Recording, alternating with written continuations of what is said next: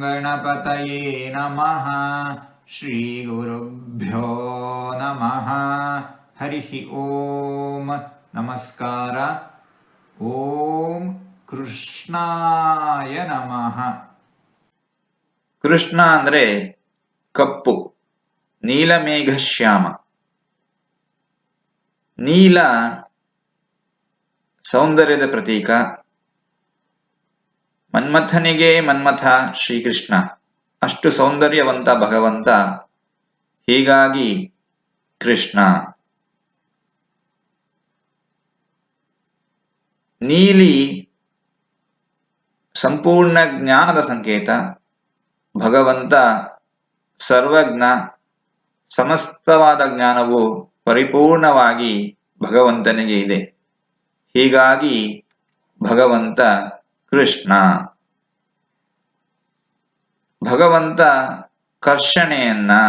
ಆಕರ್ಷಣೆಯನ್ನ ಮಾಡುವವನು.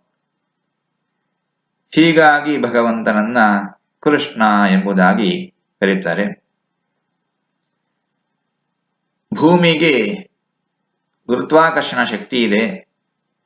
ಹೀಗಾಗಿ ಮೇಲಿನಿಂದ ಒಂದು ವಸ್ತುವನ್ನ ಕೈ ಬಿಟ್ಟರೆ ಅದು ಭೂಮಿಗೆ ಬೀಳುತ್ತೆ.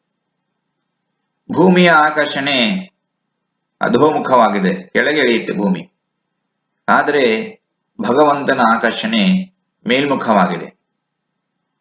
ಸಂಸಾರದಲ್ಲಿ ತೊಳಲಾಡುತ್ತಿರುವ ಭಕ್ತರನ್ನ, ಜ್ಞಾನಿಗಳನ್ನ, ಯೋಗಿಗಳನ್ನ ಭಗವಂತ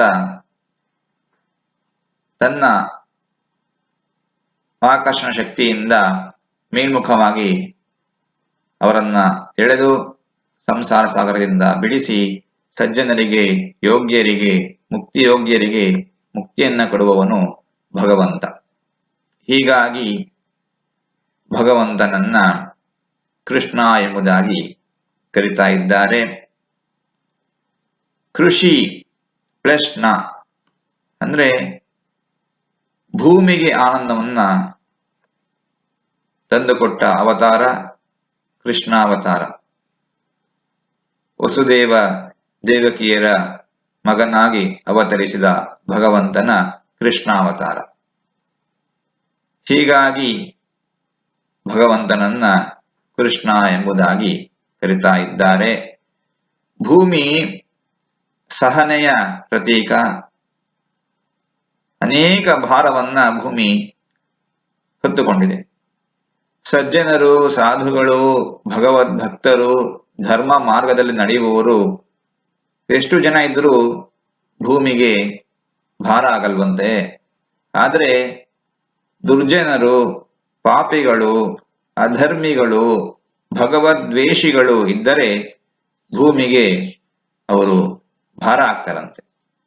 ಈ ರೀತಿಯ ದುರ್ಜನರನ್ನ ಸಂಹಾರ ಮಾಡ್ತಾನೆ ಭಗವಂತ. ಹೀಗಾಗಿ ಭೂಮಿಯ ಭಾರವನ್ನ ಇಳಿಸ್ತಾನೆ. ಅಷ್ಟೇ ಅಲ್ಲದೆ ತನ್ನ ವಿಶೇಷವಾದ ಸನ್ನಿಧಾನದಿಂದ ಭೂಮಿಯ ಮೇಲೆ ಓಡಾಡುತ್ತಾನೆ ಕೃಷ್ಣ. ಈ ರೀತಿ ಭಗವಂತ ಭೂಮಿಗೆ ಆನಂದವನ್ನ ಉಂಟು ಮಾಡುತ್ತಾನೆ. ಹೀಗಾಗಿ ಭಗವಂತನನ್ನ ಕೃಷ್ಣ ಎಂಬುದಾಗಿ ಕರೀತಾರೆ.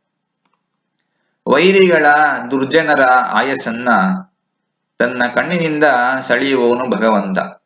ಹೀಗಾಗಿ ಭಗವಂತನನ್ನ ಕೃಷ್ಣ ಎಂಬುದಾಗಿ ಕರೀತಾ ಇದ್ದಾರೆ. ಸದಾಕಾಲ ಆನಂದಪೂರ್ಣನಾಗಿದ್ದಾನೆ ಭಗವಂತ. ಹಾಗಾಗಿ ಭಗವಂತನನ್ನ ಕೃಷ್ಣ ಎಂಬುದಾಗಿ ಜ್ಞಾನಿಗಳು ಕರೀತಾ ಇದ್ದಾರೆ. ಓ ಕೃಷ್ಣ ಕೃಷ್ಣ ಕೃಷ್ಣದ್ವೈಪಾಯನಃ ಕೃಷ್ಣದ್ವೈಪಾಯನಂ ವ್ಯಾಸಂ ವಿದ್ಧಿ ನಾರಾಯಣಂ ಪ್ರಭುಂ ಕೋ ಹ್ಯನ್ಯಃ ಪುಂಡರೀಕಾಕ್ಷಾತ್ ಮಹಾಭಾರತ ಕೃತ್ ಭವೇತ್ ಇತಿ ವಿಷ್ಣು ಪುರಾಣ ವಚನಾತ್. ಕೃಷ್ಣನೆಂದರೆ ಕೃಷ್ಣದ್ವೈಪಾಯನ ವ್ಯಾಸರು. ಕೃಷ್ಣದ್ವೈಪಾಯನರೇ ಪ್ರಭುವಾದ ನಾರಾಯಣ ಸ್ವರೂಪನಾದ ವ್ಯಾಸ ಮಹರ್ಷಿಗಳು. ಕಮಲ ನೇತ್ರನಾದ ಆ ಭಗವಂತನಿಗಿಂತ ಮತ್ತೆ ಯಾರು ತಾನೇ ಮಹಾಭಾರತವನ್ನ ಬರೆಯಲು ಸಾಧ್ಯ ಎಂಬ ವಚನ ವಿಷ್ಣು ಪುರಾಣದಲ್ಲಿದೆ. ಹೀಗಾಗಿ ಭಗವಂತ ಕೃಷ್ಣ ಹೀಗೆ 4 ತೊದಲು ಮಾತುಗಳನ್ನು ಆಡಿದ್ದೇನೆ. ಇದರಲ್ಲಿ ಏನಾದರೂ ತಪ್ಪುಗಳು ಇದ್ದರೆ ಆ ತಪ್ಪುಗಳನ್ನು ಬಿಟ್ಟು ಒಳ್ಳೆಯದು ಅಂತ ಏನಾದರೂ ಇದ್ದರೆ ಆ ಒಳ್ಳೆಯದನ್ನು ಮಾತ್ರ ಸ್ವೀಕರಿಸಬೇಕು ಅಂತ ಹೇಳಿ ಪ್ರಾರ್ಥನೆ.